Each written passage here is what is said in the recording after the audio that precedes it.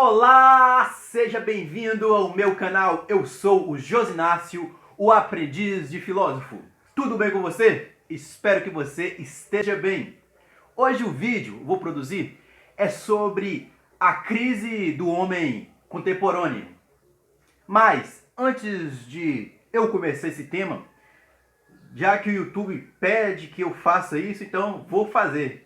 Peço que você se inscreva no canal, ative o sininho da notificação, verifique se você é inscrito. Se não for inscrito, se inscreva no canal, dá aquele like aí, porque para ajudar, para mostrar para o YouTube que meu vídeo tem uma certa relevância.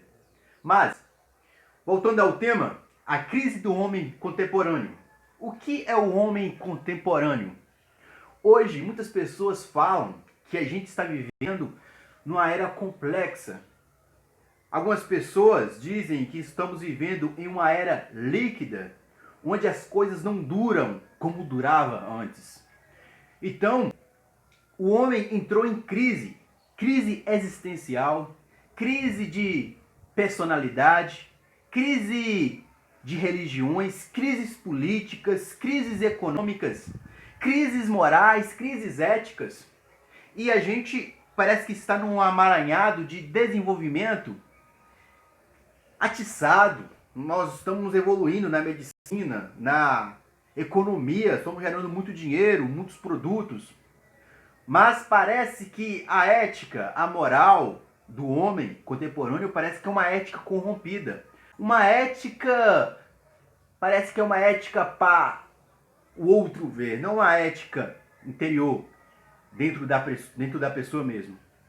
Mas, vou contar um pouco de história. Um pouco por que o homem entrou em crise. Lá na Grécia, muito tempo, existiam alguns filósofos que acreditavam que a Terra era plana, que a Terra era retilíneo, uniforme, a gente via de longe, tudo plano. Mas, antes de começar isso, alguns pensadores, alguns filósofos, que eram uma filosofia científica, eles já tinham uma certa noção, segundo Aristóteles, no livro Metafísica, que os pitagóricos, eles tinham uma noção que os planetas giravam em torno do Sol. Os pitagóricos tinham essa noção, eles foram os primeiros. Nós, do Ocidente, essa cultura pela igreja, pelo cristianismo, uma cultura científica, filosófica, grega, romana, judaico-cristã, durante muito tempo tinha algumas pessoas que acreditavam que a Terra era plana.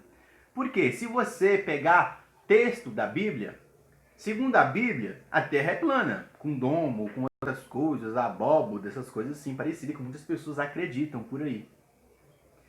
E a Bíblia, ela, no Ocidente, ela servia de base científica.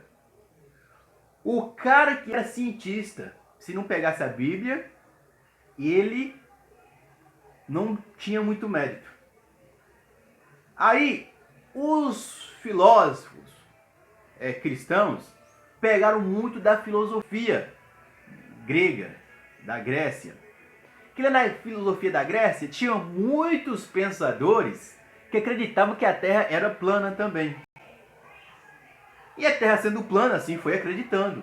Mas tinha outras pessoas que questionavam isso, se a Terra era plana, se não era.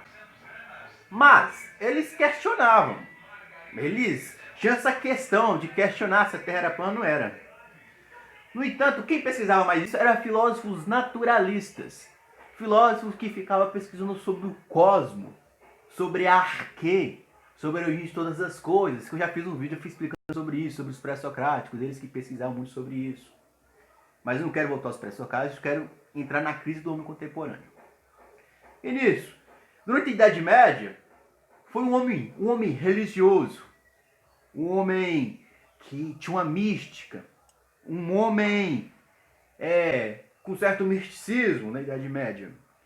Algumas pessoas falam que a Idade Média foi Idade das Trevas. Tem outros historiadores que falam, não, a Idade Média não foi a Idade das Trevas, foi a Idade da Fé.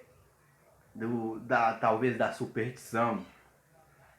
Mas foi uma idade média que muitas pessoas acreditaram nessa coisa da Terra plana. Agora, na filosofia, por que o homem entrou em crise? Mas qual o primeiro homem que entrou em crise? Os primeiros homens a entrar em crise foram os cientistas, os filósofos, os pensadores, os religiosos. Por quê? Eles entraram em crise no sentido de que, por volta do século XV, XVI, vamos colocar 14, 15, 16, 17, Kepler, Galileu Galileu, Giordano Bruno, entre outros pensadores, eles descobriram, criaram a teoria do heliocentrismo, que a Terra girava em torno do Sol, não o Sol girava em torno da Terra. E assim, eles começaram a entrar em crise, os pensadores. Agora, imagine um povo leigo recebendo este conhecimento, essa quebra de paradigma, essa quebra de opinião. Era plana? Não, agora é redonda. O Sol girava em torno da Terra? Não, agora a Terra que gira em torno do Sol, com mais 9 planetas ainda. E o homem, os cientistas tentando entender isso, e os pensadores tentando entender isso, os filósofos tentando entender isso, os religiosos tentando entender isso. Alguns entendiam, mas eles sabiam que se eles passassem esse conhecimento para o povão, para os leigos, ia dar tumulto, ia dar um vucu-vucu, ia dar um rebuliço. Então, esse conhecimento foi abafado porque era um conhecimento que ia abalar a cultura da época. Durante muito tempo, foi passando, esse conhecimento começou a ser disseminado, começou a ser quebrado. Foi dando mais espaço para as pesquisas científicas, com David Hume, com algumas pessoas resgatando essas ideias dos pré-socráticos, de especulação sobre o universo, sobre o cosmos, sobre antropologia, essas coisas assim. E eles foram pesquisando, e a ciência foi ganhando pernas, afastando um pouco da religião, descobrindo novas coisas, novas curas. E assim, outra crise que teve é o livro de Darwin, Origem das Espécies, sobre evolucionismo, que ia de contrapartida atacando o criacionismo. Aí essa luta de ideias, porque tinha a ideia de Deus criou o homem, Deus nos fez, mas não, havia um tal do Charles Darwin, que criou a origem das espécies, evolucionismo, o homem evoluiu. Mas, abrindo um parênteses aqui, existem filósofos pré-socráticos que já tinham falado dessa teoria de Darwin. Lembre aí. Se eu não me engano, não sei se é Demócrito ou Xenofontes, por aí, um desses caras assim. Mas pesquisem que você vai entender. Charles Darwin, ele copiou um pouquinho dos pré-socráticos. Mas voltando, fechando novamente. O homem entrando em crise, em choque de opiniões. Imagina o cientista a toda hora nesse choque de opiniões, esse choque de realidade. Você acreditava numa coisa, mas aí você descobre através da ciência, através de experimentos científicos, para comprovar se uma coisa é real, se é uma teoria real, e mostrando que não, aquela teoria não é real, a Terra não é plana, a Terra é redonda. E fazendo pesquisas, a origem das espécies é real, o criacionismo, sei lá, é possível acreditar, mas é difícil acreditar. Aí vem Albert Einstein, aí cria a teoria da relatividade. A teoria da relatividade não é a relatividade das ideias, relatividade da verdade. Porque existe uma verdade que a gente precisa acreditar nela. Por quê? Sem falar que tudo é relativo, então a vida é relativa, a morte é relativa, o homem é relativo, os livros são relativos. Então a gente precisa de um cunho da verdade. Porque se o cientista não tiver um cunho, uma direção que busca a verdade, pelo menos essa direção filosófica, amigo da verdade, amigo do saber, ele fica um cara seco, um cara muito racionalista. Então, teoria da relatividade é Einstein tentando provar relativamente a distância dos planetas, Einstein tentando provar relativamente que o tempo é relativo, Einstein tentando falar que na teoria da relatividade o tempo para alguns passa mais rápido, para outras pessoas passa mais devagar, o tempo para quem está em movimento passa mais devagar do que para quem está sentado, que eu estou sentado aqui, o tempo para mim passa mais rápido. Assim é a teoria de Einstein. E a ciência foi evoluindo, tentando encontrar um arquê, que nem os pré-socráticos, depois tentando encontrar a origem das espécies, que nem Charles Darwin, teoria da relatividade, e o leigo, o homem leigo, recebendo todas essas teorias na escola, nas universidades, e as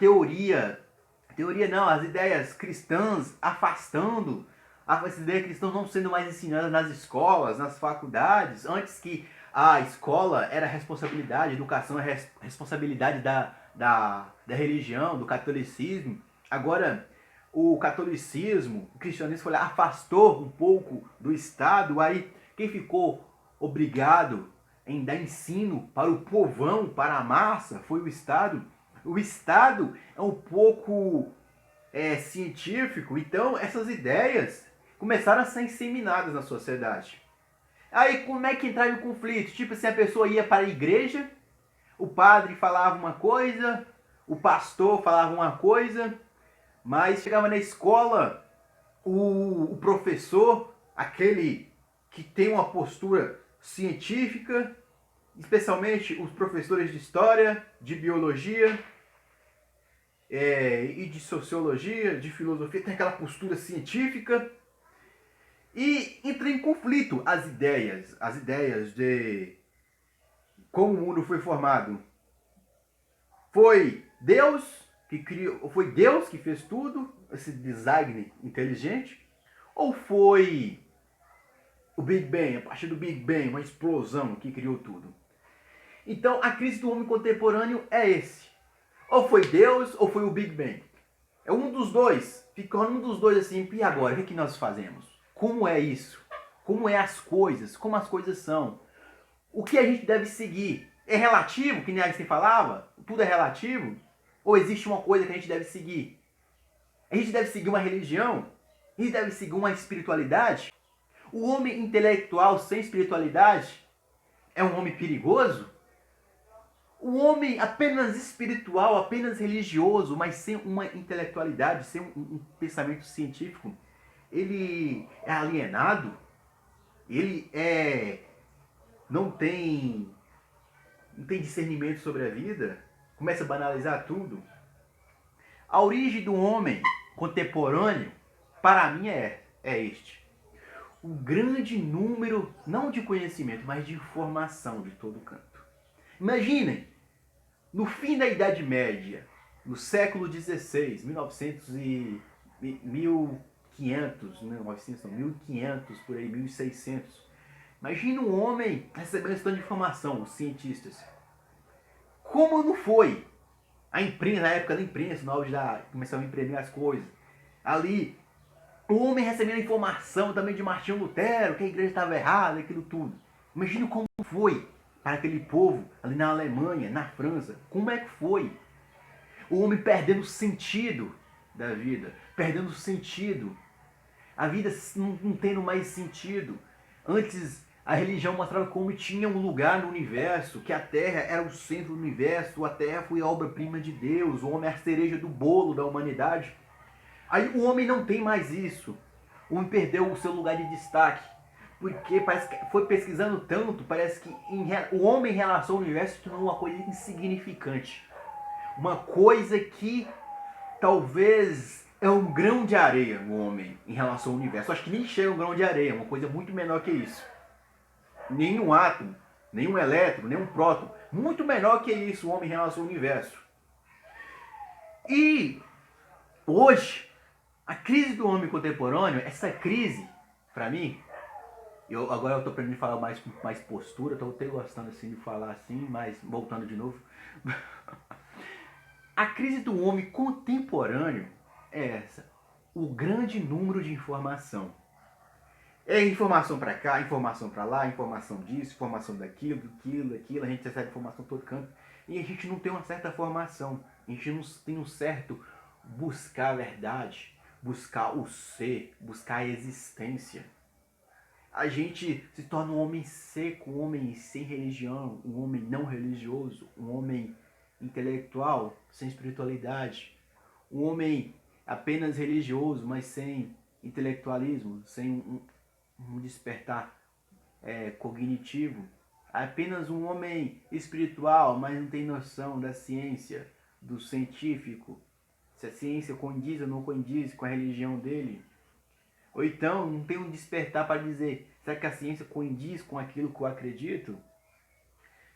Um exemplo disso é a banalização da religião e através da ciência e a banalização da ciência através da religião. Parece que ciência e religião parece que não consegue se unir, entrar em acordo, em comum acordo. E o homem toda hora recebe nova informação através da televisão, através do YouTube, que é a internet. Todo momento, mais informação, mais informação, mais informação. E parece que é a época do fast food, informação rápida. Ninguém consegue assistir um vídeo deste tamanho, de 16 minutos, 17, 18. Parece que a gente não consegue mais fixar os nossos olhos. A gente tem que ser uma coisa rápida, uma coisa ligeira. E o homem entra em crise por isso. Porque é muita informação sem formação.